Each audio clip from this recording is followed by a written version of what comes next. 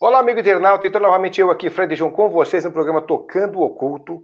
E hoje eu estou de volta aqui trazendo o nosso querido Walter Teixeira de Andrade, o professor Eubiota, que sempre nos acompanha. E é uma honra a gente estar presente aqui com ele em mais esse tema. E esse tema qual é de hoje? Então, a gente vai abranger aqui, olha lá, caminhos para a nova civilização. Bom, seja bem-vindo então, Walter, mais uma vez. É um prazer a gente estar junto. Obrigado pela possibilidade, mais uma vez, de estarmos juntos, conectados aqui. E o que você diz como relevante para esse tema aqui que a gente vai apresentar hoje para o pessoal? Bom, inicialmente, muito obrigado pelo convite ao meu grande amigo Fred John. É um prazer e uma honra estar aqui novamente, né? E falando sobre um assunto tão importante, né? Tão importante, que é justamente os caminhos para a nova civilização. É um assunto extenso, complexo, mas nós vamos dar uma sintetizada, né? Procurar dar uma síntese do assunto, né? Mas é um assunto muito extenso, né? Nós podemos dizer, nós temos aqui na verdade, o assunto se divide em três partes: a introdução, a primeira parte; a segunda parte é a humanidade renovada, né? E a parte 3, os desafios para o século XXI. Então, nós podemos começar o seguinte, dando uma pequena introdução rápida, né? A evolução da humanidade nesse planeta faz parte de um plano maior da divindade, que durante milhões de anos vem orientando os passos do homem em sua trajetória rumo à luz. Viemos da luz. Somos nascidos da imensa luminosidade que abrange todo o universo, toda a eternidade. Viemos da luz e para ela deveremos retornar.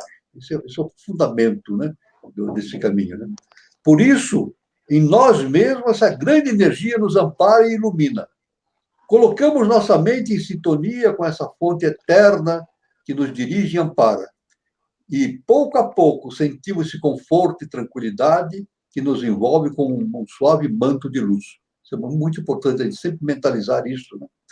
Cada vez mais sentimos em nossa natureza interna tornar-se cada vez mais vibrante, a tal ponto que considerarmos que somos, nós seres humanos, uma riqueza extrema e que essa riqueza está bem dentro de nós, à espera de que desenvolvamos a capacidade de trazer esses valores para o mundo objetivo. Cada ser humano, isso é muito importante agora que eu vou falar, cada ser humano tem dentro de si, lá no íntimo, todas as possibilidades de crescimento que podemos imaginar. Cada ser humano tem a potencialidade de crescer ao infinito, de desenvolver suas qualidades e percepções ao extremo. Muito importante, não existem limites para o crescimento do ser humano e para que isso aconteça, é necessário o desenvolvimento da sua vontade, da sua decisão de buscar o autoconhecimento, de atingir a luz dentro de si mesmo. Então, a base desse todo esse processo evolutivo e que combina com a nova civilização é justamente o autoconhecimento, conhecer a si mesmo. Né? Todas as limitações que possam existir para o homem estão dentro de si mesmo. Então, aí está. Isso é é o corolário, né, da afirmação. Né? Esse é o corolário. Todas as limitações para o homem estão dentro de si mesmo, para a humanidade. Né? Ele, superando essas limitações, ele atinge uma potencialidade infinita. Mas, pela vontade, pela decisão de tornar-se um ser superior, pelo discernimento de receber em si a luz divina, o ser humano transcende essas limitações, supera seus limites e torna-se como a própria luz em si mesmo. Isso é uma coisa extraordinária. A divindade está em nós. E assim, por essa comunhão cósmica, verificamos que, pelos caminhos do crescimento interno, colocamos muita paz em nosso coração e serenidade em nossa mente. Somos projeções da divindade. E a nossa mente está sempre pronta para receber as vibrações dos sublimes planos superiores da eternidade. Com essa certeza de crescimento que temos em nós, com a visão da luz que existe no universo por toda a eternidade, com a mesma certeza e discernimento que é a auréola luminosa que emoldura o semblante de todos os grandes mestres e condutores da humanidade, podemos trabalhar e cooperar para o estabelecimento de uma nova civilização, que é o tema de hoje. Esse é o tema de hoje. Então, a ideia básica, né, é a de que o desenvolvimento de uma nova sociedade depende do crescimento interno do ser humano. Isso é básico, no processo denominado autoconhecimento. Isso. E para as escolas de iniciação, chama-se iniciação, né? Existem três conceitos básicos intimamente relacionados com esse princípio. É o autoconhecimento, o humanismo e a cidadania, né? O autoconhecimento depende de todo o esforço do homem para alcançar o correto entendimento acerca de si mesmo, do ambiente que o cerca e da comunidade na qual vive. Segundo ponto, o humanismo. O humanismo moderno foi desenvolvido como afirmação do homem em toda a sua capacidade de realização pessoal e coletiva. Gera uma nova concepção de ação humana interpessoal fundamentada em compromissos éticos absolutamente necessários para o estabelecimento de uma nova sociedade equilibrada, justa e responsável. E o terceiro ponto é a cidadania, que é a cidadania da era aquariana, que é produto do autoconhecimento, realizado ideologicamente no humanismo moderno e vivenciado no exercício da responsabilidade social. Isso é muito importante. A responsabilidade social, ou seja, a responsabilidade que nós temos conosco mesmo e com os nossos irmãos de humanidade. Agora, uma coisa importante, isso é indiscutível. Uma nova era está surgindo, indiscutível. Uma nova era está despontando na história humana. A humanidade está começando a desenvolver uma nova maneira de ver o universo. Nós percebemos isso dia a dia. Pelos olhos da intuição, o homem percebe a grandiosidade da sua natureza cósmica. A intuição está sendo desenvolvida no ser humano, cada vez mais. Ele vai percebendo a sua grandeza. Muitos já estão percebendo, pelos caminhos intuitivos, que a evolução humana tem seu destino escrito nas estrelas. Está nas estrelas isso. E as estrelas, como projeções da divindade, da mente cósmica, mostram ao ser humano a direção de sua trajetória evolutiva através da intuição, para desvendar os grandes enigmas universais. Então, nós temos, então, um caminho para a nova civilização. O tema de hoje é esse, os caminhos para a nova civilização. Esse tema comporta duas grandes reflexões: a humanidade renovada e o desafio para o século XXI, como está proposto no tema, né? O que significa humanidade renovada? Essa é a primeira grande pergunta. O que significa humanidade renovada? Quais os desafios que o homem enfrenta no século XXI?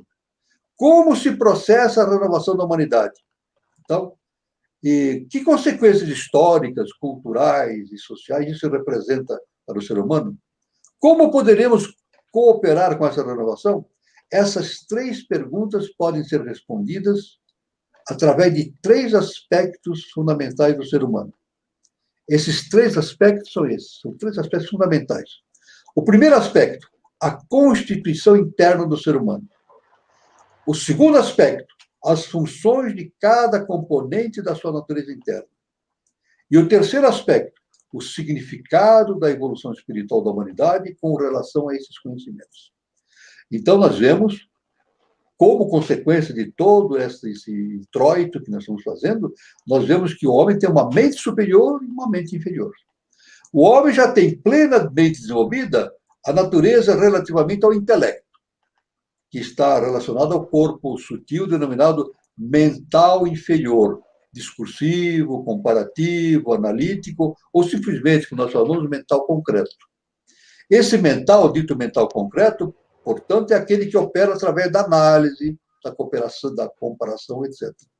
Ou seja, esse mental opera com base num banco de dados pré-existente. E toda e qualquer nova informação só poderá ser incorporada na medida em que existam componentes que possibilitem sua agregação a esse conteúdo pré-existente. Agora, uma coisa muito importante, por outro lado, existe uma outra função mental denominada mental superior, ou ainda mental abstrato, que tem por característica fundamental a sua função sintetizante. Isso é muito importante, né? A humanidade já desenvolveu o mental analítico, como nós falamos, e agora está desenvolvendo o mental sintetizante. O mental superior ou abstrato tem por característica uma natureza de ordem sintética. Esse é o nosso estágio atual. E também a possibilidade de estabelecer novas maneiras de entendimento suplantando a própria base de dados dos conhecimentos que fazem parte do acervo intelectual do ser humano. Ou seja, Walter, só para terminar, um momentinho só. tá. De maneira bem simples, dizemos que o mental inferior tem pernas e o mental superior tem asas. Isso é muito importante. Então, o mental inferior tem pernas, mas o superior tem asas, ele voa. Pois não, Fred? Não, é só bem pertinente ao que você está falando aí, é o seguinte, talvez essa história da gente já estar desenvolvendo uma quarta e quinta dimensões, eu não sei se é assim que a gente pode acreditar ao mesmo tempo na terceira. Sim, é isso mesmo, é isso mesmo. Né, a gente já tem que estar com ela suplantada aqui para que quando chegar essa consciência que você diz aí, de uma nova intuição, como é que é o nome da intuição? O mental superior, né? Não, a intuição é Budi. Quando ela já tiver amplamente implantada no ser humano atual, né, da nova era, ela já tem que estar realmente já uniforme para que a gente consiga entender, porque na velha geração não se tem ideia exatamente da convivência do que é quarta, quinta ou sextas dimensões. Lá no CERN já se fala em oitava dimensão. E tem gente falando de 11ª dimensão, quer dizer, são muitas dimensões que a nossa mente lógica não é capaz de entender, de fazer essas sínteses aí. Agora, você já deixando claro que a gente já tem isso desenvolvido como quarta e quinta, implantado aqui, e que o ser humano está desenvolvendo essa outra intuição muito mais aguçada pelos bimânicos, aí sim, já é o ambiente que ele precisa para entender e passar esse recado para frente, né?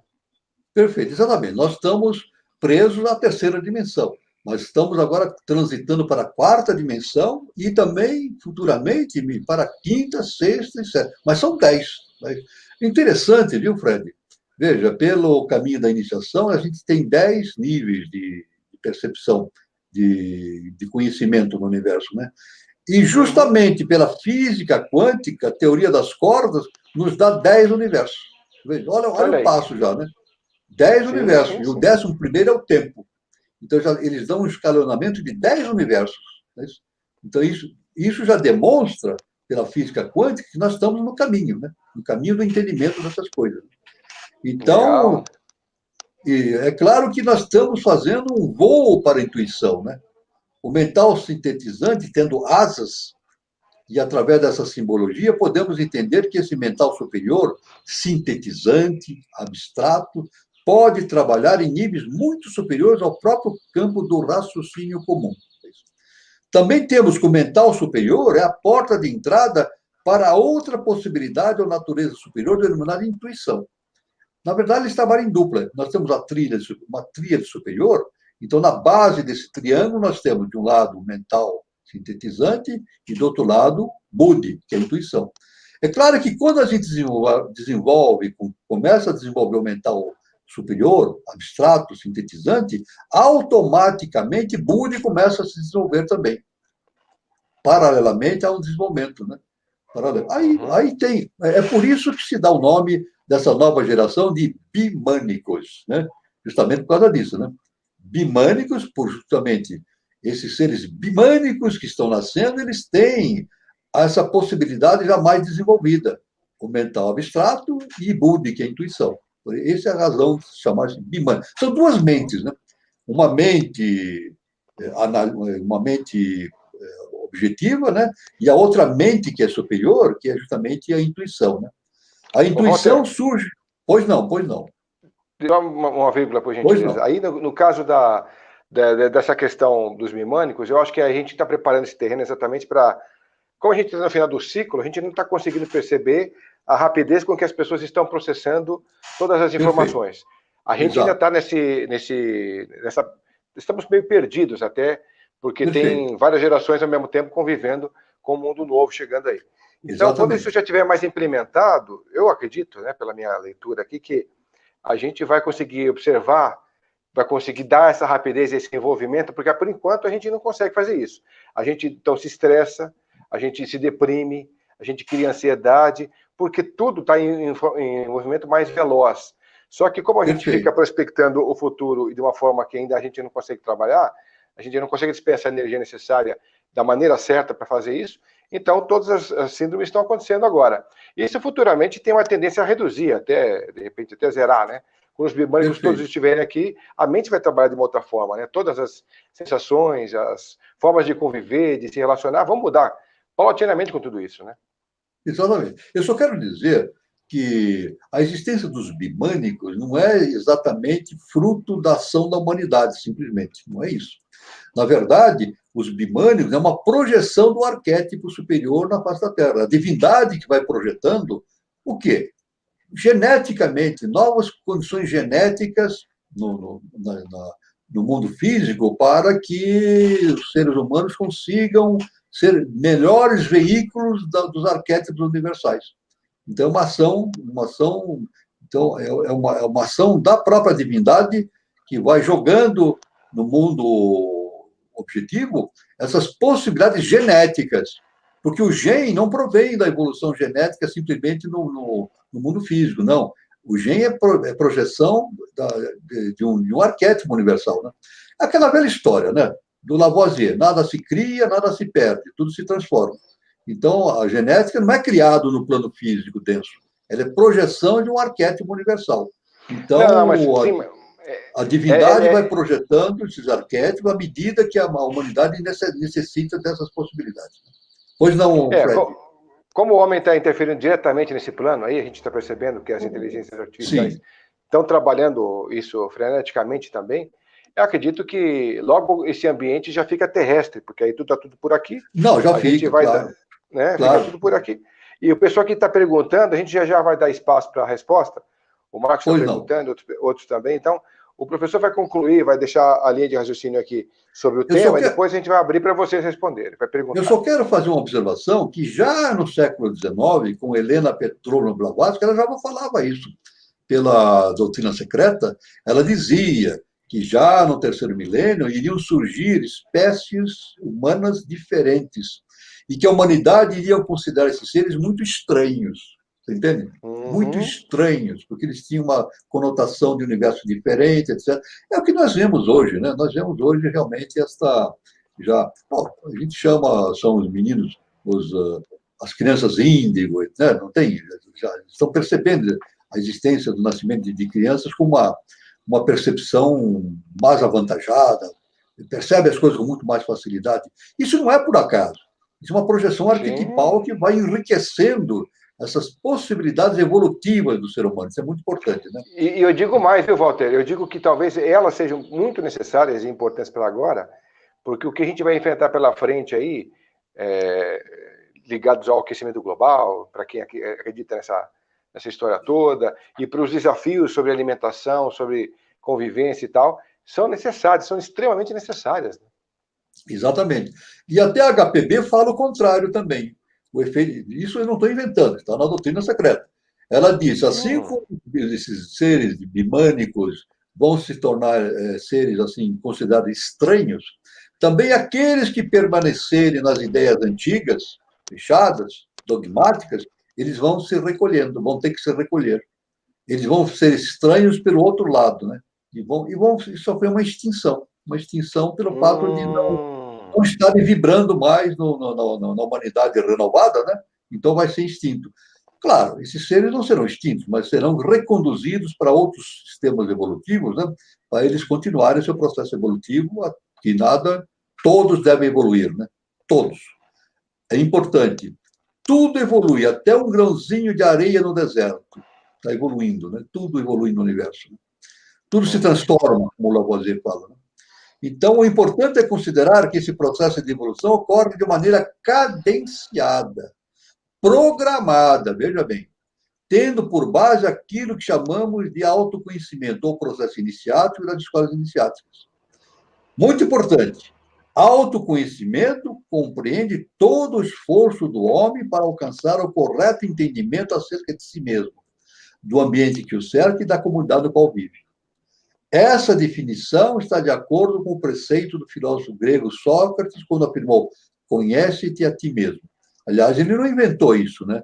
Está no templo de Apolo em Delfos, no frontão do templo, estava escrito: homem, conhece-te a ti mesmo e conhecerás os deuses e o universo. Isso é muito importante, né?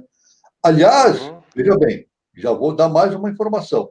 É que nem Jesus Cristo afirmou, né? Conhecereis a verdade vos libertará.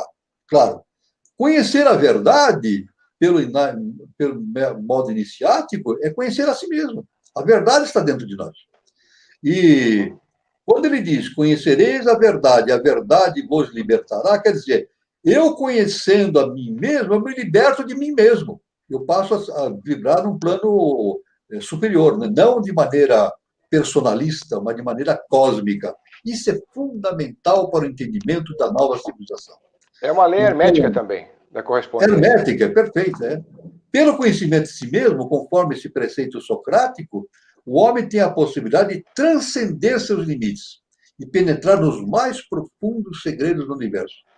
Portanto, as limitações que o homem possa encontrar em sua jornada evolutiva, no seu dia a dia, dizemos, essas limitações estão dentro dele mesmo.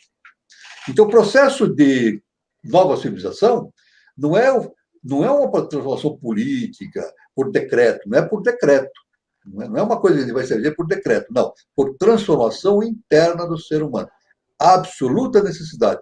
Que cada um se transforme internamente e isso aí projeta na humanidade renovada toda essa questão de um novo sistema de organização política, social, humanística. Isso é muito importante. Isso é muito importante. E a segunda parte, que nós já estamos entrando, para depois para as perguntas, né? A humanidade renovada. Né? Continuando nossa exposição, devemos agora estabelecer a base daquilo que poderemos chamar de humanidade renovada, que é um dos subtítulos do tema de hoje. Né? Para abordar uma questão humanidade renovada, ou seja, a realização concreta e social do humanismo do terceiro milênio, vamos localizar 3 consequências imediatas e vindas da ascensão da consciência humana para o mental abstrato sintetizante e sua tendência para o desenvolvimento cada vez mais predominante da intuição. Na verdade, essa ascensão produz uma sequência de 2 necessidades. A consequência refere-se à síntese. Hoje estamos falando do desenvolvimento de uma cultura de síntese. Pensar sinteticamente é pensar de maneira global, coletiva, transcendente, cósmica. E nós constatamos que o mundo tende cada vez mais para uma globalização. Na verdade, uma tendência, né? Na Europa, tivemos já há vários anos, né, uma nova moeda, o euro. E nas Américas, uma unificação comercial. Mas isso é apenas o começo. No futuro, teremos a fusão dos países em confederações, tanto na Europa quanto nas Américas, África. Haverá uma globalização, mas no sentido... Eu não estou falando no sentido econômico, simplesmente. Não, o econômico é uma coisa superficial. No sentido espiritual, que eu estou falando, né? Esses movimentos políticos de união fazem parte de outros movimentos de unificação no campo da sociologia, da medicina, da cultura, das línguas, das religiões, da filosofia, das artes e muitas mais coisas. Mas esses movimentos são decorrências da passagem da consciência humana do mental analítico, concreto, para o mental superior, ou sintetizante, e, posteriormente, passagem por exercício pleno da intuição. Então, o processo de globalização não é simplesmente um processo econômico, como se vê, é um processo de unificação da mente humana num só corpo. Né? Porque, na verdade, o Fred John, nós imaginamos que eu posso imaginar que eu sou eu, você é você, outro irmão é ele, tem outro, mas não é assim. Nós somos um só. Esse é o fundamento, nós somos um só. Viemos da mesma fonte, temos a mesma origem. Então, nós representamos uma unidade. Mas como estamos projetados na face humana, nós maiavicamente imaginamos que nós somos seres separados, mas não somos. Nós fazemos parte de uma mesma unidade. E o não, caminho... Mas tem muitas vibrações muito diferentes nesse contexto, né, Walter? Tem muitas vibrações diferentes, claro, porque cada um tem um nível de entendimento, né? Mas a tendência é justamente fazer essa unificação, né? Para a tendência para a unidade. Quer dizer, a tendência nossa, nós vivemos na diversidade. A tendência nossa é passarmos da diversidade para a unidade. Esse é o caminho da evolução. Né? Então, Esse é o entendimento correto da globalização, não uma globalização simplesmente comercial, etc., política, não é só isso. Né? Esse entendimento deve ser de tal forma a não confundir o processo inexorável da evolução humana como um simples movimento de interesses financeiros. Não é só isso, não. A globalização financeira é apenas um dos aspectos do processo. E, como todos podem observar, acontece, por vezes, de maneira perversa. A globalização financeira, por vezes, acontece de maneiras perversas. Mas esses fatos deverão ser corrigidos. Então, o importante é que esse processo de síntese, que leva a humanidade a realizar a síntese de toda essa evolução nos milhões de anos de sua existência, como consequência da elevação do padrão mental, do mental concreto para o mental abstrato, gera duas necessidades imediatas. Vou citar duas necessidades imediatas. A primeira necessidade é de estabelecer e colocar em prática uma nova didática para todos. A segunda necessidade é de se estabelecer novos padrões de comportamento. Pronto. Então, uma nova didática, ensinando os padrões de uma humanidade renovada, e, o segundo, novos padrões de comportamento, que nós precisamos urgentemente rever isso. Né? É claro Exatamente. Que houve um renascimento. Tudo bem, Fred? Você quer comentar? Não, então, pode seguir. Só fazendo agora um comentário, uma correlação. Existiu um renascimento do século XV e XVI, não é isso? Num determinado período da história, século XV e XVI, surgiu uma nova era para a história da cultura. Surgiu um movimento denominado Renascimento, tudo nós sabemos. Né? O Renascimento, ou Renascença, representou o rompimento com a Idade Média. Nós sabemos disso. Né? Por esse processo do Renascimento, do século XV e XVI, de renovação cultural, o homem rompeu os grilhões, ergueu-se, acordou após séculos de submissão e determinou o ressurgimento do humanismo da antiga Grécia clássica, renovada, ampliada, ocasionando sua libertação espiritual. Mas, da mesma maneira que ocorreu o Renascimento no século XV e XVI, nós estamos já passando pelo início de um renascimento do século XXI e XXII. Aliás, 22 completando os 22 arcanos superiores. Né? Já estamos aí entrando numa fase do tarô. Os 22 arcanos superiores. Não é por acaso, nada acontece por acaso. Dessa mesma forma que no século XV e XVI a humanidade passou pelo renascimento, também agora chegou a hora de colocar o mental superior em franca atividade, abrindo caminhos para a intuição. O caminho está aberto, através da passagem do mental concreto para o mental abstrato e depois para a intuição. O surgimento da intuição no cenário da cultura deverá ocasionar um novo renascimento agora no terceiro milênio. O renascimento do terceiro milênio da cultura deverá ocasionar um novo renascimento, deverá originar, um humanismo moderno, cósmico, aberto e fraterno. Esse é o desafio do século XXI. Esse é o grande desafio do século XXI. Agora, a gente pode perguntar, onde e quando surgirá essa nova didática? Né? Esse trabalho, isso é muito importante, não será fruto de um gênio, mas sim da ação coletiva de profissionais em cooperação multidisciplinar, em parceria sinérgica, pela via do sistema participativo. Mas a fonte originária dessa nova didática está sendo oferecida ao mundo pelos grandes mestres e condutores da humanidade. Mas não serão os mestres que virão implantar essa didática. É como se fala no vulgo, a gente fala isso rotineiramente, né? Temos que fazer a lição de casa. A humanidade tem que fazer a lição de casa. Né? Eles, os mestres, fornecem as bases do entendimento cósmico para essa evolução humana e social. Fornecem as bases, mas não executarão o plano por nós. Não farão isso por nós. É a humanidade, na forma de sociedade organizada, que terá de realizar os aspectos práticos dessas ideias e orientações. Os mestres não farão por nós aquilo que podemos fazer por nós mesmos, ou seja, a lição de casa é nossa. Agora vamos ver, agora dando um foco agora central, Vamos ver alguns pontos básicos para essa nova didática de terceiro milênio, dessa humanidade renovada. Eu vou dizer para os queridos ouvintes, irmãos, que eu citei 10 pontos que eu considerei importantes. Mas cada um analisando a humanidade, analisando todos os aspectos, pode até incluir outros pontos ou fazer centenas de outros pontos importantes para que caracterizam essa nova humanidade, né? Eu defini 10 pontos básicos. O primeiro ponto, a prática da ação cooperativa no lugar da competição. No século XX, nós tivemos uma competição desenfreada. E no século XXI também temos aí, né? Então, temos que desenvolver a ação cooperativa no processo da competição, né?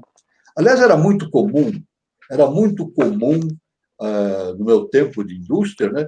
A gente dizia assim, o fulano é um sujeito, é um sujeito assim brilhante, é um sujeito brilhante, é um sujeito que tem uma mente, conhecimentos extraordinários, doutorado, ele é um sujeito muito brilhante. Mas, normalmente, o que acontecia é que esse sujeito brilhante, ele acabava causando dissensões pelo seu egoísmo interno, né? Pelo fato de ele ser brilhante, acabava causando separações entre as pessoas. Então, eu quero dizer o seguinte, nesse primeiro tópico, a questão não é ser brilhante, é ser iluminado. Essa é a diferença. Então, não precisamos mais de seres brilhantes, precisamos de seres iluminados pela luz divina. Isso é muito importante, né? O segundo ponto é a vivência da fraternidade. Fundamental para o humano, a fraternidade, né? O terceiro ponto é o cultivo dos processos intuitivos como veículo do conhecimento. A intuição. Hoje, a intuição não é, pela ciência acadêmica, a intuição é desprezada. Eu sempre dou esse exemplo, né? Se um doutorando for examinado por uma bancada que está exibindo uma tese, numa universidade qualquer, do mundo inteiro, qualquer país, e ele disser no início, intuitivamente eu cheguei às seguintes conclusões, acabou a tese dele, acabou.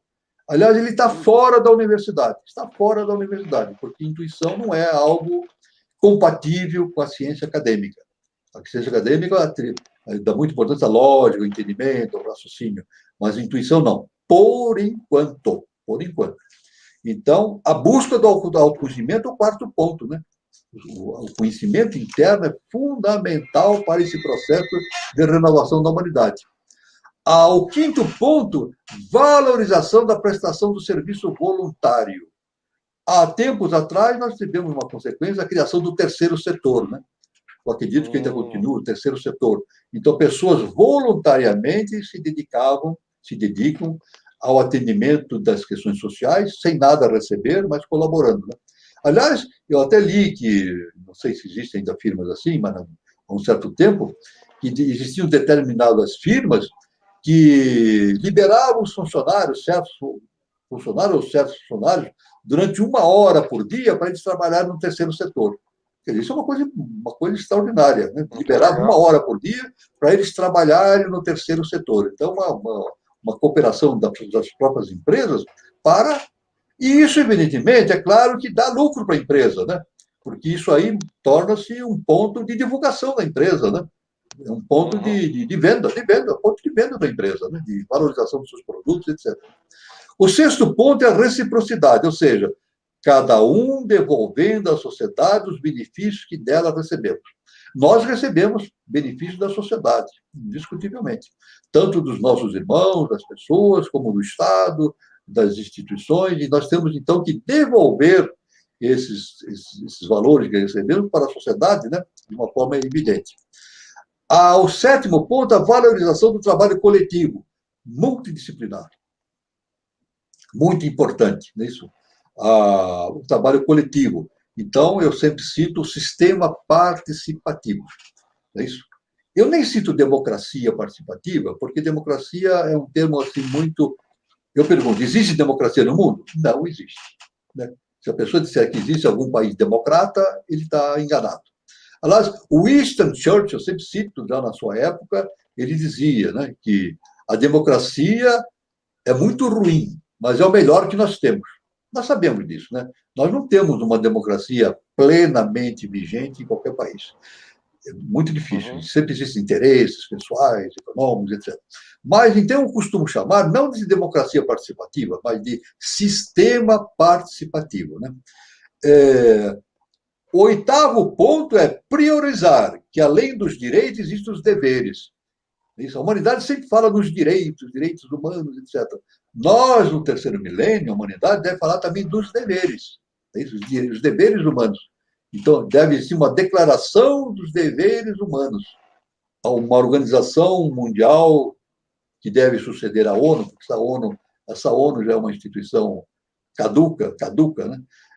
Do meu ponto de vista, uma instituição caduca, já está ultrapassada, uma nova instituição que venha realmente servir aos interesses da humanidade, deve instituir uma carta, uma declaração dos deveres humanos, é muito importante. E, nono ponto, o penúltimo dessa lista, a integração da ética na didática. É isso? Ou seja, nos cursos, em todos os cursos, desde a da base, do primário, do nível intermediário até a universidade, deve ser transmitida aos alunos a questão da ética na didática. Então, a didática não pode ser separada da ética. A ética, o comportamento ético é muito importante. E, finalmente, 10, o exercício pleno do sistema participativo. Todos participando de um sistema em que... Isso é o ideal, né? E eu posso dizer, e depois, futuramente, nós podemos fazer uma live sobre sinarquia, né? Sinarquia, movimento sinárquico. Então, nós podemos dizer que o exercício pleno do sistema participativo está na sinarquia, que é um processo iniciático, né? Cósmico, e que deverá existir na face da Terra num futuro próximo, né? Então, é isso aí. É claro que nós temos as influências da didática no contexto social. Essa nova didática que nós estamos falando deve influir no contexto social. A nova didática do século XXI, porta de entrada para o terceiro milênio, deverá originar novos padrões de comportamento, cujos reflexos serão amplamente verificados por uma nova forma de organização social. Síntese de todos os modelos políticos vividos pela humanidade, forma essa denominada sistema participativo. O sistema participativo deverá ser a mais expressiva conquista do ser humano na esfera do autoconhecimento, do humanismo e da cidadania, porque representa a síntese de toda a marcha evolutiva através dos milhões de anos da sua existência, culminando com a aplicação de uma nova didática para o terceiro milênio, que trará como consequência o estabelecimento de novos padrões de comportamento absolutamente integrados com uma consequência cósmica de realização humana e fraternal. Evidentemente que esse plano que existe no cosmos tem relação com a evolução humana. Podemos dizer que esse é o arquétipo que está à espera de ser concretizado na face da Terra. Será, por certo, realizado. Cabe ao ser humano acelerar ou retardar essa concretização. Um dos aspectos do sistema participativo, por exemplo, no aspecto político, que eu sempre cito, é essa renovação que deve ser feita na humanidade. Nós hoje temos o voto, né? O voto é muito importante, né? A pessoa escolhe seus representantes, etc., né? E eu posso até dizer, uma nova visão política, né? No mundo inteiro, esses que se dizem políticos, eles não são políticos. Na verdade, eles são representantes dos políticos.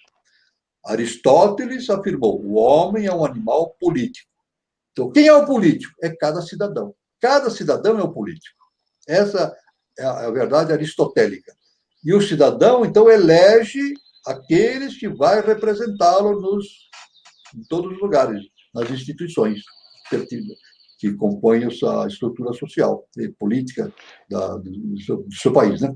Então, esse é muito importante. Como a gente está vivendo agora uma época muito complicada, que é final de ciclo, né? Que nem mesmo a Biose fala, que está apodrecido e gasto. Quer dizer, a gente não pode esperar desses políticos uma boa representatividade. A gente espera que tenha, claro.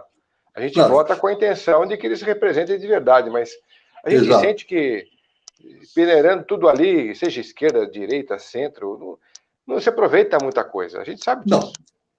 A gente sabe, né, Fred? Não é só no Brasil, no mundo inteiro. Normalmente o indivíduo é eleito, tem uma base, e quando ele é eleito, ele faz diferente, ele não cumpre Não o que compre. prometeu. Nunca cumpre. Por quê? Porque aí ele tira a máscara, aí entra os interesses pessoais dele, os interesses do grupo, né? Os lobbies, etc. A gente sabe disso, é no mundo inteiro isso. Né? Agora, uma coisa importante, muito importante nessa renovação política que nós temos, o traço seguinte da humanidade no sistema participativo é o seguinte: é não votar em pessoas, votar em ideias. Isso é muito importante.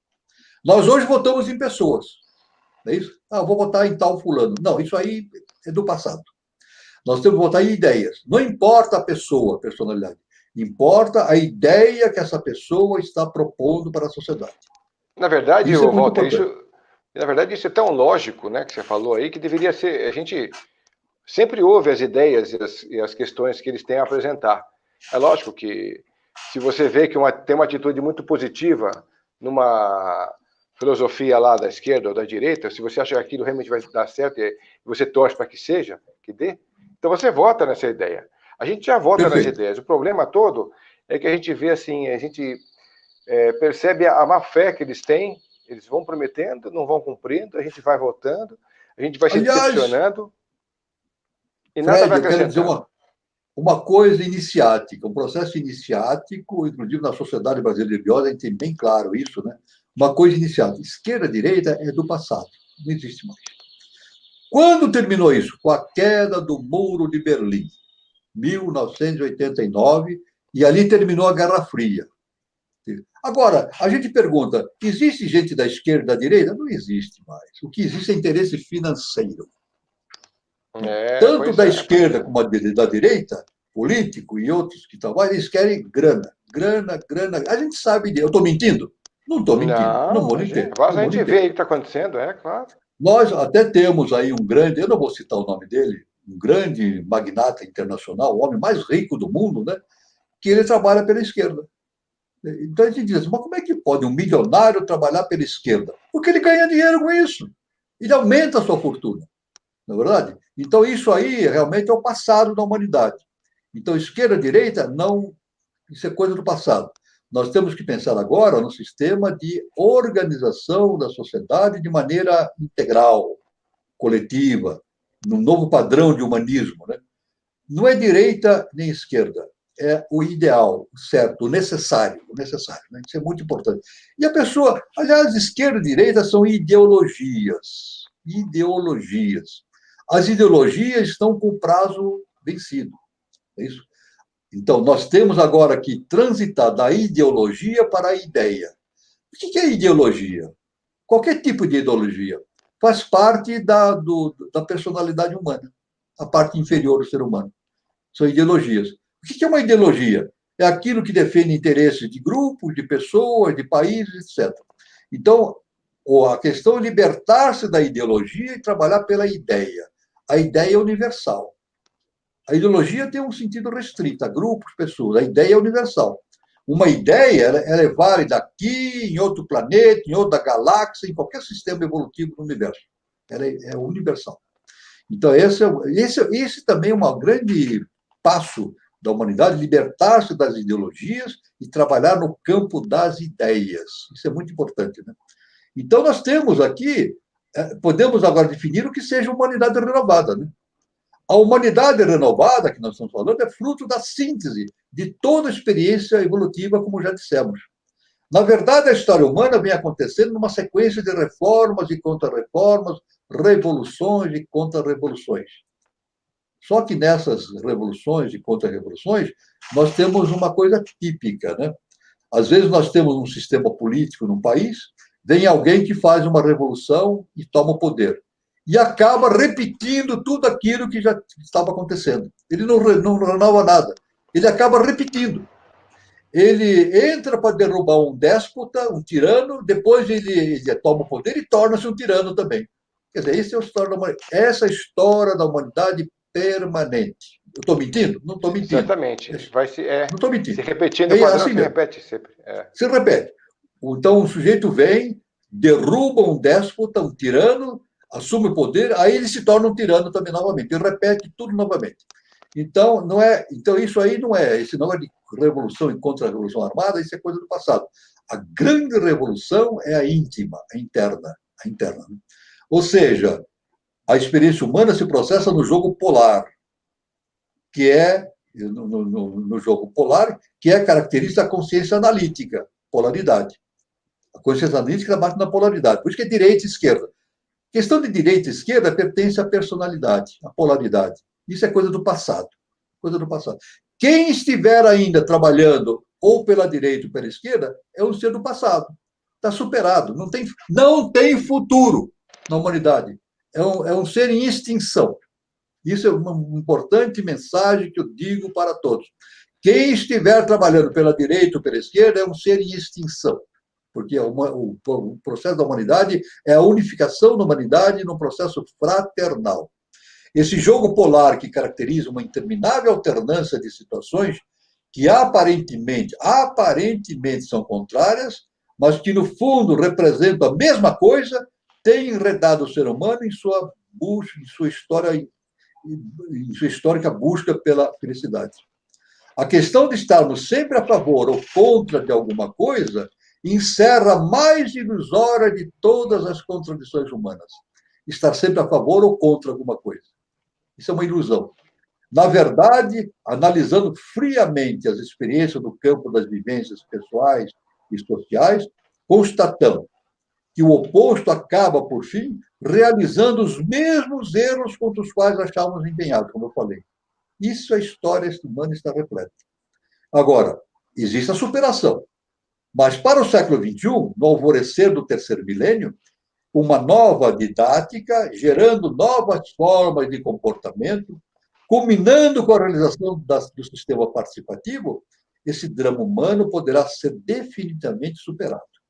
Portanto, como decorrência da superação desse jogo polar, podemos dizer que a humanidade renovada não será oposição a coisa alguma. Será, sim, a síntese, a harmonização de todos os conhecimentos, de todas as experiências históricas. Aliás, isso aí representa os ensinamentos dos grandes mestres da humanidade. Os grandes mestres da humanidade sempre ensinaram isso, a cooperação, a convivência, e tudo se resume numa simples definição que o grande mestre Jesus, o Cristo, deixou na face da terra: o amor. Sem amor, nada feito. Nós não fez. Pode ser inteligente, rico, pode ter todas as qualidades, mas se não tiver o amor no coração, zero. Não há possibilidade. Não há possibilidade. Então, essa é a grande renovação que a humanidade tem que desenvolver por essa nova didática, desenvolver o sentido amoroso do ser humano pelo seu próximo, pela sua sociedade e assim por diante. É claro que isso aí, pois não, Fred? Não perdendo o seu gancho, por favor, fique com ele, mas só para completar o que você está falando, esse amor que você fala, a gente não consegue assistir hoje, por exemplo, uma série, um filme, seja na Netflix, na Amazon ou qualquer operadora que você tem aí na sua casa, que não tem extrema violência. Não tem, exatamente. Que as coisas não realmente não... A gente não fica aterrorizado com o que eles mostram que o ser humano é capaz de fazer. Isso, na verdade, tem instigado as pessoas a assistirem e repassarem esse conteúdo para frente, e aí a gente vai vendo que existe 98% de aceitação, de indicação do filme ou da série e tal. Então isso prova o quê? Na verdade, isso prova que o entretenimento à base de violência, ele sempre foi um prato cheio e agora está com muito mais... está muito mais forte e latente do que antes. Se a gente busca essa questão de fazer uma escolha pela nova era, sendo nessa forma que você fala, nós estamos muito distantes desse caminho, né? Exatamente. E além disso, viu, Fred, esses filmes, todas as produções que exaltam a violência, não fica apenas no plano físico, não. Isso aí diminui a vibração do ser humano. Imagina o ser humano, milhões de pessoas vendo um filme, aqueles filmes violentos, a vibração dele vai lá para baixo, vai lá para baixo. Então, dos trabalhos do sistema participativo é justamente melhorar o nível das apresentações, das produções cinematográficas, etc., né? Melhorar o nível para conduzir a um processo de vibração mais elevado, mais produtivo, mais humanístico e assim por diante, né? Então, isso é muito importante, essa questão, né? Então, a humanidade renovada, então, terá consciência suficiente para extrair todas as suas experiências do modelo definitivo para a realização de uma nova civilização. Por isso, percebemos que esse novo projeto de construção da civilização da Era de Aquários tem por base a realização humana no seu aspecto interior, conhecido como autoconhecimento. O sistema participativo, recomendado através dos séculos pelos grandes mestres da humanidade, tem essa característica suprema, de não comportar qualquer sentido de lutas internas, mas sim dinamizada por uma profunda coalizão de forças sinérgicas, colaborativas, propiciando a perfeita realização do projeto da politização participativa, onde todos os cidadãos agem e interagem em comunhão de ideais. A humanidade deverá viver esses dias. Assim é que existe no projeto cósmico da sua evolução. Mas é necessário o esforço humano no sentido de delinear uma nova didática, a ser aplicada na educação das pessoas, desde a mais tenra idade até a universidade. Aí entra o papel da educação. Educação. Será necessário o esforço humano para dar um ensino, a característica de não apenas dar informação, mas principalmente ser capaz de formar e transformar o ser humano. Podemos dizer que o processo já está em andamento. Aí está o desafio para os educadores, para os políticos, para os humanistas, enfim, para todo cidadão com consciência da era aquariana. A educação, fundamental. A didática, né? É claro que dentro do processo educativo nós temos a pedagogia, que é para a criança, e a educação para adultos, né? Então, a pedagogia é importante para a criança, mas deve ser, esse processo de educação deve continuar sempre. Mas uma coisa importante nós verificarmos, nós já conversamos em outras lives, educação é dada pela família. Ponto final. O Estado não dá educação. Aliás, nenhum Estado no mundo que eu conheça dá educação para o ser humano. Não. A educação que eles dão é sempre focada em interesses comerciais, políticos, etc., etc., né? E ideologias, claro. Aliás, em sistemas totalitários, quem dá educação é o Estado, né? Nazismo, fascismo, União Soviética. Quem que educa o indivíduo? Quem que educava o indivíduo? O Estado.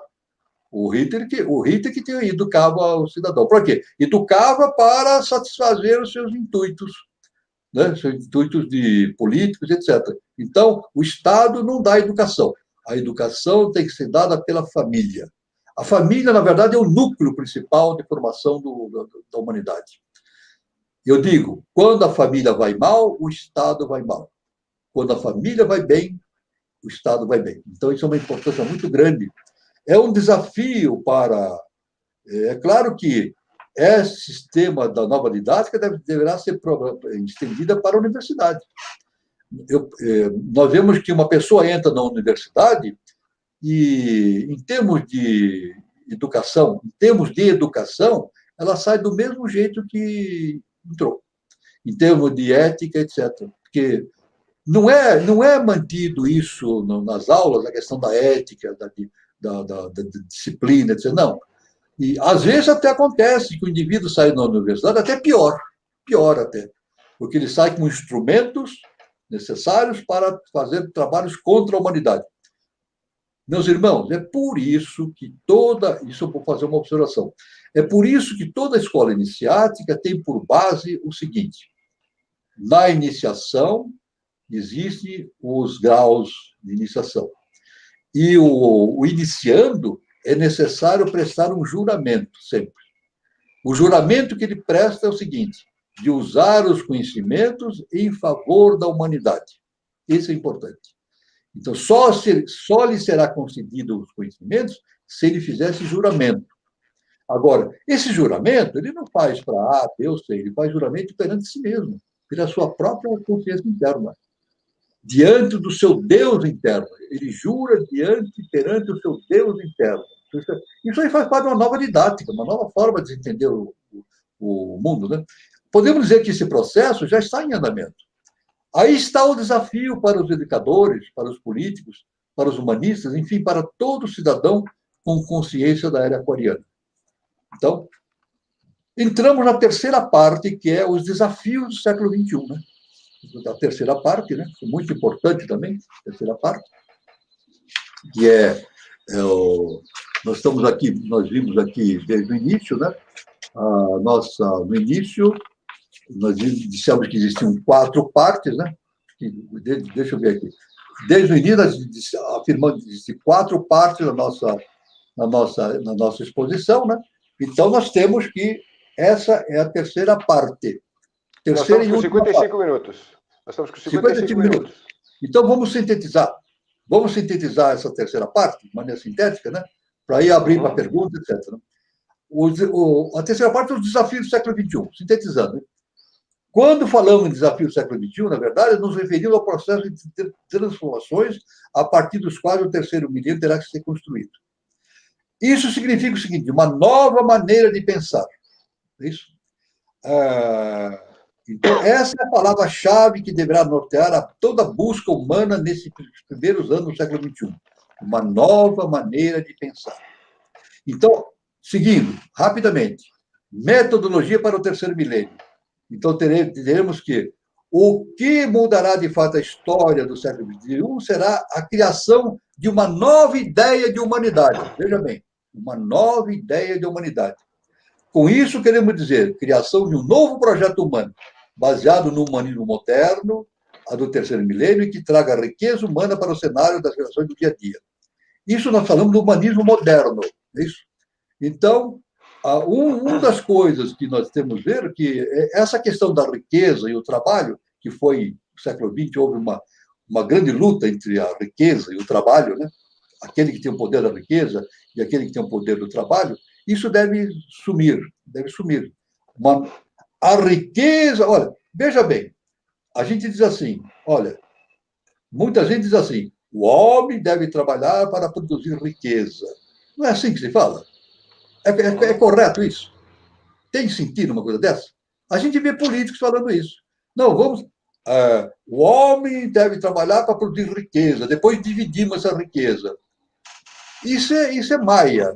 Sabe por quê? Porque a riqueza é o homem. A riqueza não é o dinheiro que está fora dele, a riqueza é o homem. Esse é o conceito de uma nova humanidade renovada. Então, veja bem, hoje o homem gira ao redor da riqueza. Na humanidade vai ser diferente. A riqueza tem que girar ao redor do homem. O homem é a prioridade. Então, isso é muito importante nessa relação da riqueza e do trabalho para a realização de uma nova humanidade, né? uma sociedade renovada. Né? Então, o homem como centro do universo. É isso? Walter, é o Deus interno.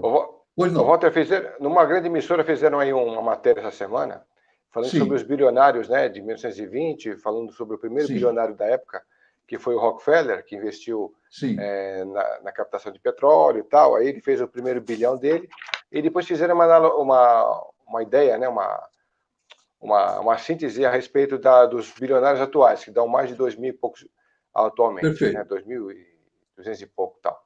E aí fizeram várias abordagens, dizendo que as crianças também que tinham morriam até os 3 anos até os 5 anos de idade, eram não sei quantos por cento tal. Fizeram, enfim, a matéria da Band, para quem quiser acompanhar, saber chamada dos bilionários. E isso estava muito claro, que na verdade se tratava apenas de riqueza mesmo, material. Então, falando e promovendo a ideia de que a humanidade como um todo está mais rica, tem mais riqueza dentro das mãos desses poderosos, mas também como a sociedade como um todo, porque até então a gente não tinha isso antes, né? Então se criou em 100 anos muito mais riqueza no planeta. Só que aí que está. E a riqueza que eles falam é a captação de grana mesmo, é a captação do poder, porque na verdade, se você fala de riqueza biológica, riqueza de meio ambiente, a gente está degradando o tempo todo. De 100 anos para cá, a gente degradou muito mais do que Você veja, politicamente, os Estados Unidos é um país capitalista, né? Uhum. Mas tem uma tendência comunista muito forte dentro da socialista, né? Os partidos. A China é um país comunista? Fachada. É um país comunista de fachada, porque, na verdade, são capitalistas. A gente sabe disso. É o capital, sim. os interesses econômicos da China, quer dizer, não é socialista. O lema lá é... Então, você vê como direita e esquerda não existe mais. O que existe é grana, interesse por dinheiro. Então, isso aí realmente é uma nova visão do terceiro milênio para eliminar esse passado que existe para o surgimento de um futuro. Agora, finalizando, então, a apresentação, nós temos 3 desafios. É isso? O primeiro desafio é instalar um humanismo moderno. Já falamos a esse respeito, humanismo moderno. Né? O segundo desafio, uma nova didática. Né? Então, isso aí, uma nova didática deve ser introduzida, né, para a orientação da humanidade rumo a novos destinos. Né? E o terceiro ponto é o sentido político, né? O terceiro desafio. Uma política que tenha por finalidade o benefício do ser humano. Né? Isso aí nós imaginamos como o sistema participativo. Né? O sistema participativo, então, gerando todo esse processo. Né? Aliás, até no meu ponto de vista, nesse cenário, os partidos não cabem mais, os partidos deveriam ser extintos. Aliás, partido é uma negação da democracia, né? Partido é uma negação da democracia. No Brasil, não. No Brasil, nos Estados Unidos, na Alemanha, porque o partido defende interesses de pessoas que estão neles filiados. A gente sabe disso? Estou mentindo? Uhum. Não, defende interesses. Então, a Exatamente. primeira coisa é exterminar os partidos. Aliás, o próprio nome já diz, partido, né? Está partido. Partido. O próprio nome já é contra ele mesmo, é partido. Quer dizer, uma parte. E nós não, nós temos que trabalhar pela unidade. Não é isso? Então, o sistema político terá que ser renovado. Né? E a derrocada da polaridade teremos, né? E o Brasil também, quero citar, o Brasil, indubitavelmente, é a pátria de uma nova civilização, pelo conceito iniciado. Estou resumindo para a gente chegar no ponto final. Né? E os jovens, então, têm um papel muito importante nesse ponto, a juventude, né? Uma nova juventude renovada, mas aí precisaria ter uma educação adequada. Né? Então, esse é o renascimento. Então, esta aqui, na verdade, eu estou terminando aqui esta apresentação dizendo o seguinte: vamos enfrentar os desafios do século XXI. Vamos superar os obstáculos. Vamos trabalhar por uma humanidade renovada do terceiro milênio. Cada um em sua atividade e características, mas irmanados num só pensamento de evolução, prosperidade e consciência cósmica. Eu só quero, para finalizar, agora é ponto final, citar aqui uma afirmação do nosso professor, fundador da Sociedade Brasileira de Eubiose, para finalizar a minha explanação, uma afirmação que ele fez. Ele disse o seguinte, professor Henrique José de Souza: reconstruir é o brado que nos compete. Sim, reconstruir o homem, o pensamento, a moral, os costumes. Reconstruir o lar, a escola, o caráter, para que o cérebro se transmude ao lado do coração. Só assim a humanidade se tornará digna do estado de consciência que é exigido pela nova civilização. Dessa reconstrução sairá o homem educado segundo o sistema integral ou teosófico, que visa os 3 corpos do que o mesmo se compõe. O físico, para as funções perfeitas do organismo, e por conseguinte a família, o psíquico para a perfeição dos sentimentos, para a formação do caráter, para a transformação da alma inferior em alma superior divina, e, finalmente, o mental, para enriquecer o espírito ou a inteligência. Então, com isso, eu encerro a exposição, viu, Fred? Para Legal. Que haja perguntas, etc., estamos à disposição. O assunto é muito vasto, muito vasto. Não, tá ótimo. Acho que o senhor conseguiu colocar aí um apanhado de dados muito importantes aí que tem a ver com o tema e foi num crescente interessante. Mas antes da gente começar a entrar por aí, eu só queria deixar o pessoal avisado para realmente divulgar esse canal, né? Divulgar os programas como um todo, porque tem muita gente que ainda não conhece as temáticas do que a gente apresenta aqui no programa, no Tocando Oculto. Perfeito. A gente chama-se Tocando Oculto, né? Porque a gente não quer fazer um trabalho raso, a gente quer levar profundidade do que a gente aborda por aqui. Então a gente convida o senhor, convida outras pessoas mais que têm bons conteúdos para a gente poder apresentar aqui com profundidade. Porque é usado por muita gente também em grupos de estudo para a gente conseguir o ganho maior de consciência, a troca de opiniões e tudo mais, né? Então isso é muito importante. E a outra coisa que eu queria deixar o senhor também à vontade para apresentar o seu livro e falar um pouco sobre ele, para quem ainda não conhece e poder adquiri-lo. Perfeito. Por favor. Eu quero aqui apresentar, eu lancei em janeiro deste ano, aqui eu lancei o livro Aurora dos Deuses no Braço de Órion. É um livro aqui que ele tem aqui 560 páginas. 560 páginas. Então, é um livro bastante extenso, né? Trata sobre transformação interna, a evolução das raças, e fala também a transformação social da humanidade, nova didática e assim por diante. É muito interessante para quem quiser se inteirar desses conhecimentos. Está à venda na Lura Editorial, pela internet, ou então através da Amazon.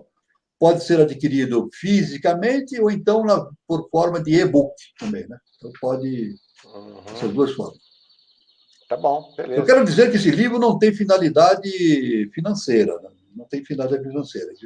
É apenas os recursos adquiridos, apenas para recompor o gasto e produzir novas produções, que eu já estou preparando um novo livro para o ano que vem, né? Na sequência. Legal. Eu estou precisando escrever um livro por ano, né? Daqui para frente. Que bom, muito legal. Bom, professor, então é o seguinte, a gente tem aqui uma pergunta que ficou do Marcos Kogut. Pois não. Ele fala, PS, 2 sentidos ocultos, intuição e clarividência, e tem a ver com as 2 pétalas ocultas do chakra cardíaco? Exatamente, claro, tem sentido, sim. Tem sentido. Tem, né? Aliás, o nosso chakra cardíaco tem 12 pétalas e tem 2 ocultas. Quando o ser humano torna-se um iniciado, ele passa a ter 14 pétalas. Essas 2 pétalas são ocultas, realmente. Chama-se Bodhisattva. Né? Essas 2 pétalas são Bodhisattva e Lakshmi. Aliás, historicamente, Bodhisattva e Lakshmi são 2 pétalas, né? Que iniciaticamente correspondem a Jesus Cristo e Maria, a mãe dele. Então, Maria, uma dupla, né? Cercada por 12 discípulos, né? Então, nada acontece por acaso. Né? Então, isso aí. Quando o indivíduo desenvolve essas 14 pétalas, ele torna-se um adepto, né? Isso é importante. Isso tem relação, sim, com o nosso amigo falou. Tem relação, sim, E depois, quando desenvolve essas 14 pétalas, ele forma um chakra abaixo do cardíaco chamado Vibhuti. Vibhuti, que são 8 pétalas abaixo, né? E é justamente todas as potencialidades do adepto. Aliás, vem o nome de Siddhartha Gautama, né? Desenvolve os siddhis. Quando ele desenvolve o Vibhuti, ele desenvolve os siddhis, 8 siddhis. É por isso que vem o nome de Siddhartha Gautama, né? Siddhis, Siddhartha, Siddha, siddhis. Artha é 8. Então, ele tem 8 siddhis. Então, essa explicação. Então, tudo se fecha nesse conhecimento. Mas o nosso amigo tem razão, é isso mesmo. Tá, o Gibson Santos sempre participando com a gente. Obrigado a todos vocês que estão participando. Muito obrigado. Por aqui, pessoal. O Gibson Santos também é um grande participante aqui. Ele fala assim, uma pergunta. Observo que as crianças hoje em dia já nascem com uma inteligência característica. Isto é fruto de renascimentos e reencarnações? Também. Veja, isso aqui tudo está relacionado com o processo kármico, né? O processo kármico. E também com o processo cósmico. Né? O importante é o seguinte, que tudo que nós fazemos não é criação nossa. Ela vem num projeto cósmico. Então, a nossa genética é derivada de um arquétipo. Então, quando a consciência divina acha que o nosso gene, a nossa genética deve sofrer uma nova transformação para novas possibilidades, então ele decide um novo arquétipo transformando a nossa genética. Esses seres, então, são diferenciados. É claro que aí entra também a questão do merecimento, né? É claro que A lei não vai colocar uma genética desenvolvida no indivíduo que não tenha desenvolvimento, seria um desperdício, né? Isso não precisa nem ser iniciado para ter essa conclusão. É claro que a lei vai fazer alguém nascer num corpo geneticamente diferenciado, desde que ele tenha uma estrutura de consciência superior, para não jogar no lixo essas possibilidades. Então, o irmão tem razão. Tem a descida dessa genética do plano arquetipal e também tem o merecimento dessa pessoa, dessa criança que recebeu. Isso está ligado com vidas passadas, né? Isso tudo se conjuga, realmente, é verdade. Tá ok. E temos aqui também uma pergunta do Jantar Silva, dizendo, professor, o que você pode falar sobre as realidades paralelas e o entendimento das pessoas sobre isso? As realidades paralelas? Bom, não sei se eu vou falar o que esse irmão fala sobre realidades paralelas. Né? O que nós temos é mundos paralelos. Nós temos mundos paralelos. Universos paralelos. Né? Exatamente. Por exemplo, a nossa Terra, nós vivemos numa Terra física, né? Terra física que naz vivemos, né? Temos minerais, as montanhas, o oceano, etc. Mas existem mais 6 terras. Eu não estou inventando isso, isso faz parte da teosofia. Helena, Petrona, Blavatsky já determinou tudo isso através dos mestres. Então, nós temos uma terra física densa e mais 6 terras hiperfísicas. Né? Uma terra vital, uma terra astral, uma terra mental, e uma terra búdica e uma terra átmica. E todas essas terras são, é claro, habitadas por seres de inteligências das mais variadas. Né? Daí, então, vem a ideia que a gente tem dos mundos internos, né? Dos mundos internos. Aliás, eu quero somente citar que esses são universos paralelos, né? Universos paralelos. A própria física quântica já fala nos universos paralelos, já está entrando nesse caminho. Uhum. Universos paralelos. A física quântica diz o seguinte, que existem universos em que a história é totalmente diferente do que aconteceu na Terra, não é verdade? Existem com histórias totalmente diferentes. Por exemplo, pode existir um universo em que Hitler ganhou a guerra. Pode existir essa possibilidade. Hitler ganhou a Terra. Pode ser um outro universo paralelo que quem descobriu o Brasil não foi Cabral, foi Cristóvão Colombo, e assim por diante. Porque, na verdade, existe o universo, ele precisa. A divindade, isso é um axioma, né? É uma coisa muito importante. A divindade busca as mais variadas tipos de informações do mundo físico denso. Isso é um grande mistério, né? Então, a própria física quântica já começa a ver a questão dos universos paralelos. Aliás, a física quântica diz, não é universo, é multiverso. Né? Não existe um universo. É um multiverso. São vários universos. Bolhas, eles chamam de bolhas, várias bolhas, né? E cada um tem a sua história, o seu desenvolvimento e assim por diante. Isso é verdade. Estamos caminhando para isso. Walter, a gente tem aquele. Como a gente está falando sobre filmes, sobre séries e tal, ou novelas, que seja, aquilo que condiciona o ser humano ali a ficar prestando atenção, passando parte do seu tempo ali, dedicado para saber o histórico, vibrando, se emocionando, ou se enraivecendo ao mesmo tempo e tal. Quer dizer, o cara destinando a sua energia para aquele momento ali. Aqui também já foi criado no astral como um universo paralelo, não criou? Aquilo, claro, aquilo já existe num plano onde os personagens realmente existem ali, você, de alguma forma, atua junto com aquela energia tua lá, não é isso? Então, quer dizer, existem, sei lá, trilhões de universos paralelos, porque se cada filme que se criou, cada novela que se criou, né, você também se condiciona a estar lá presente, é interessante porque você faz uma conexão sua energética com aquilo que está lá, você às vezes sofre com aquilo que está lá, você se alegra também com o que está lá e tal. Logicamente, muita coisa você aprende também nisso daí, nessas séries que você vê, nos filmes. Tem algumas novelas, né, para quem gosta. Não, tem muitos filmes que têm base. Tem muitos cineastas que eles têm conhecimento iniciático, né? E eles têm a função de divulgar esses conhecimentos. Né? Aquele próprio filme Jornada nas Estrelas, né? Há muitos anos passou, né? Tem agora versões. Era uma série iniciática, porque ali tinha previsões interessantes a respeito do futuro, da tecnologia, assim por diante. Agora, o importante também é a gente verificar, eu só quero deixar essa noção, nós vivemos num mundo físico denso, né? Então, nossa visão está bloqueada dentro desse mundo físico denso. Mas, interiormente em nós, existem todos esses mundos que eu acabei de citar, né? Esses 7 planetas Terra, né? Só que nós não enxergamos porque estamos bloqueados. Não é isso? Quando nós nascemos, existe um bloqueio. Agora, esse desbloqueio dessa visão superior ocorre pela iniciação. Não é isso? Então, quando o indivíduo vai se transformando, ele vai ampliando a sua capacidade de visão desses vários universos, até tornar-se um adepto. O adepto não é o final.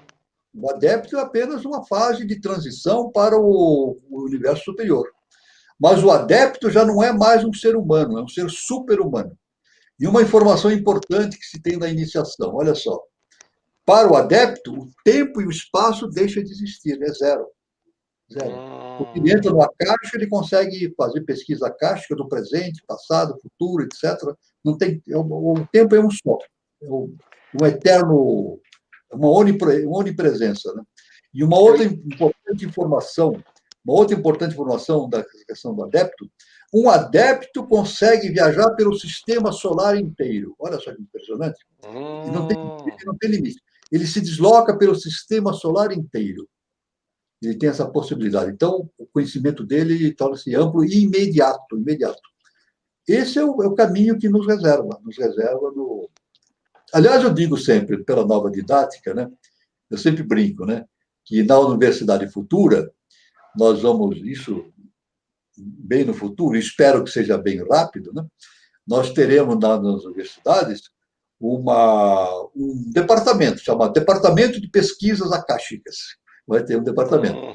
E que o mestre, o professor, vai ensinar os alunos como entrar numa caixa e fazer pesquisas, né? E históricas, etc, etc. Então, isso aí vai ser um futuro, né?